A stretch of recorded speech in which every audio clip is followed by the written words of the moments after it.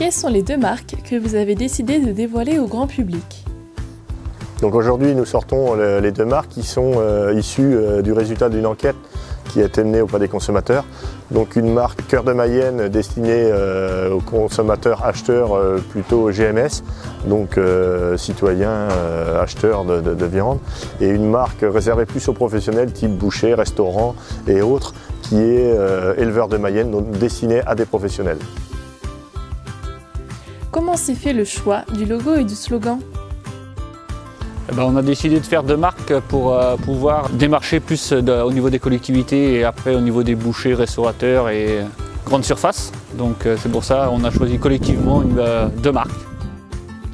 Qu'est-ce que ces 2 marques vont apporter comme plus-value dans votre projet collectif?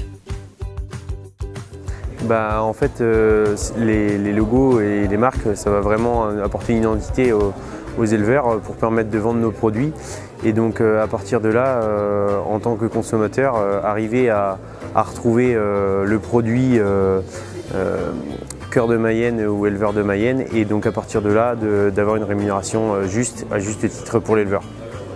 Se faire connaître au niveau de la Mayenne, manger de la viande bovine locale. Après, au niveau de nos exploitations, ça peut nous ramener que de la plus-value. Meilleure valorisation de nos produits, au moins on peut essayer de vivre de notre métier. Quel est l'intérêt d'une démarche collective? Donc la force de notre démarche, c'est d'avoir une démarche collective avec une trentaine d'éleveurs qui ont réfléchi, donc avoir toute la diversité qui existe en Mayenne, que ce soit en termes de race, en termes de gabarit, de poids de carcasse des animaux, de mode d'élevage, et qui répond à une attente du consommateur qui est très variée, et donc c'est une chance d'avoir sur ce département toute cette variété en termes de production viande bovine. Quel est le principe et le but de l'étude consommateur?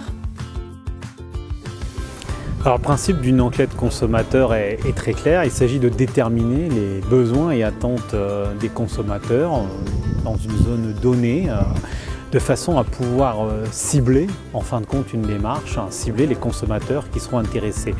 Donc le but ultime est de comprendre les qualités distinctives qui sont attachées à la demande des consommateurs vis-à-vis de cette démarche en filière bovine. Quels sont les résultats de l'enquête, notamment par rapport à la faisabilité du projet? Cette enquête, c'est un vrai plébiscite pour la faisabilité du dossier. Ça montre à quel point aujourd'hui le capital confiance des consommateurs est placé dans les mains des éleveurs.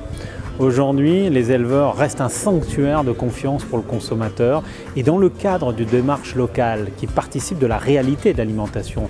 Parce que pour les consommateurs mayennais, on s'aperçoit que leur alimentation est d'abord et avant tout une réalité locale. Et puisque c'est une réalité locale, il faut donc construire des démarches locales qui répondent à leurs demandes.